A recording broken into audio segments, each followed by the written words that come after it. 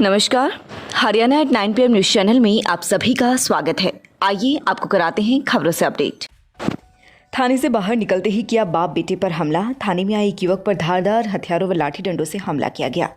बचाव में आए उसके भाई व पिता की भी पिटाई की गई। घायल युवक की शिकायत पर पुलिस ने 4 भाइयों सहित अन्य के खिलाफ विभिन्न धाराओं के तहत मामला दर्ज कर जांच शुरू कर दी है। नजफगढ़ निवासी अंकित का कहना है कि वह एक मामले में अपने परिवार सदस्यों व अन्य लोगों के साथ थाने में आया हुआ था। जांच अधिकारी से मिलने के बाद वह अपनी कार लेकर थाने से बाहर निकला ही था कि उस पर हमला कर दिया गया।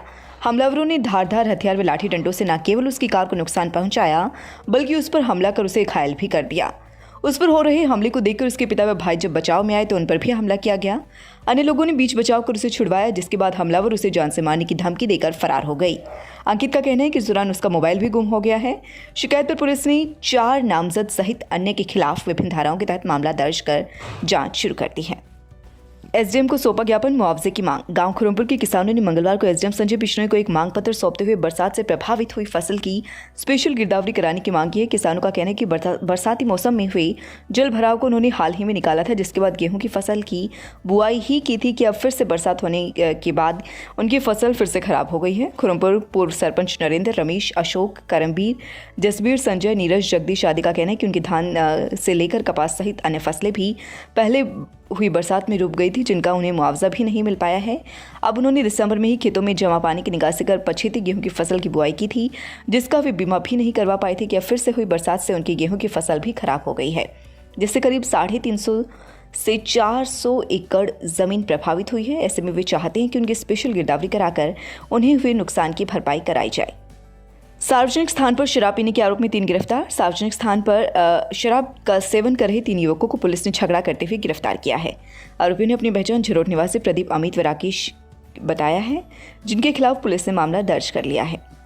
झरोट चौकी में तैनात एचसी सुनील कुमार ने ढाबी के पास से 3 युवकों को नशे की हालत में आपस में लड़ते झगड़ते पाया। तीनों आपस में गाली गलौज कर झगड़ा कर रहे थे, जिन्हें पुलिस ने काबू किया और आरोपियों के खिलाफ विभिन्न धाराओं के तहत मामला दर्ज किया है। सैदपुर गौशाला में कार्यकारिणी पदाधिकारियों की आपातकालीन बैठक गौशाला कार्यकारिणी प्रधान जयप्रकाश की अध्यक्षता में बुलाई गई। बैठक को संबोधित करते हुए कार्यकारिणी प्रधान जयप्रकाश ने कहा कि कोरोना महामारी के चलते प्रतिवर्ष मकर संक्रांति के उपलक्ष्य में होने वाले कार्यक्रम को रद्द किया जा रहा है। उन्होंने कहा कि जिस तरह बीमारी का प्रकोप बढ़ता जा रहा है, हमें भी अपने कार्यक्रम को स्थगित करके सावधानी बरतनी चाहिए। सावधानियां बरत कर ही हम एक दूसरे के जीवन को बचा सकते हैं। सरकार द्वारा दिए गए आदेश व नियम को मानना बड़ा ज़रूरी है, इसी में सभी को सुरक्षित रखा जा सकता है। इस मौके पर रणधीर सिंह, हंसराज राणा, दिलबाग सिंह, अशोक, यशपाल, राजेश, बलबीर सिंह, विनोद प्रधान, मास्टर राजरूप, मास्टर राजेश, अजय सिंह, विजेंद्र आदि मौजूद रहे। कोरोना जागरूकता अभियान के तहत किया जागरूक। बरूना गांव में युवा केंद्र सोनीपत के तत्वाधान में युवा संगठन खरगोदा द्वारा कोरोना जागरूकता कार्यक्रम का आयोजन किया गया। इस कार्यक्रम के मुख्य अतिथि डॉक्टर विकास मून थे। उन्होंने युवाओं को जागरूक करते हुए कहा कि 15 से 18 वर्ष के बच्चों को वैक्सीनेशन कराना जरूरी है। बीमारी के प्रति लापरवाही नहीं बरतनी चाहिए।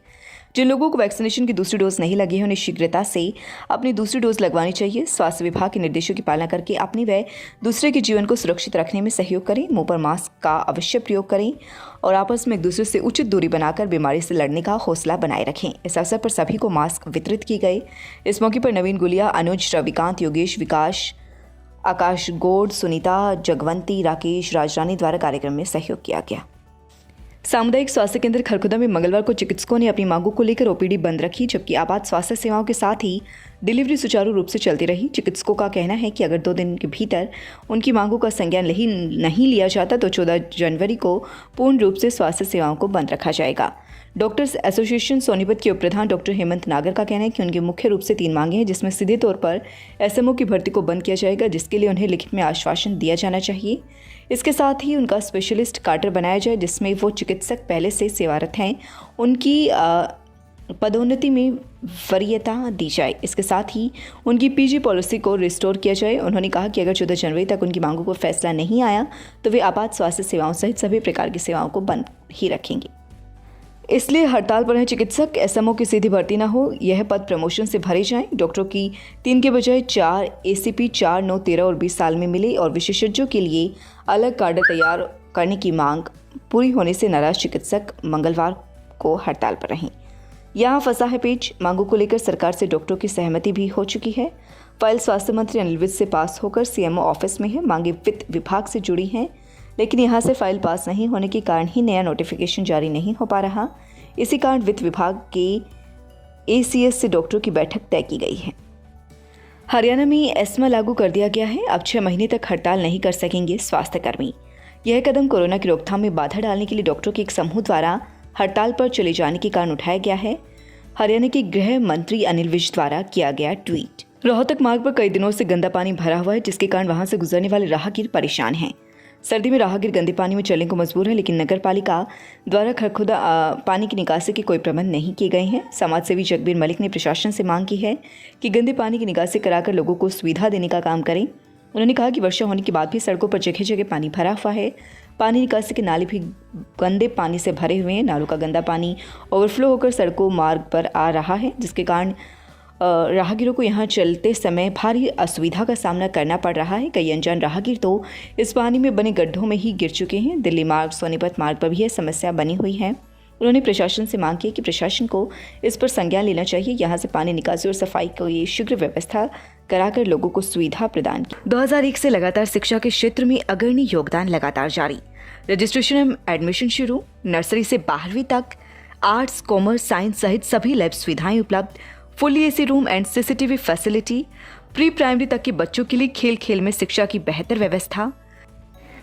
Birla international school, new branch of Birla in your city affiliated to CBSE. Create the best future for your children. Admission open, pre-nursery to 12th, medical, non-medical, commerce, humanities with Singapore study pattern.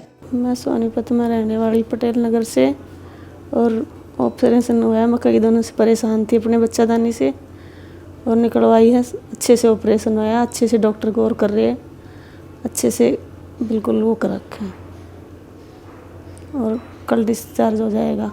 Saini health care medical store, Delhi road, Kharkhoda. हमारे यहाँ पर सभी अंग्रेजी व देसी दवाइयाँ सरकारी rate पर मिलती हैं। कोई भी दवाई रियायती मूल्य पर लेने के लिए संपर्क करें। पता main Delhi Chowk, Delhi road, Saini health care medical store, Kharkhoda. Phone number 98 960 85 256। लगातार खबरों से बनी रहने के लिए चैनल को लाइक, सब्सक्राइब और शेयर ज़रूर करें। धन्यवाद।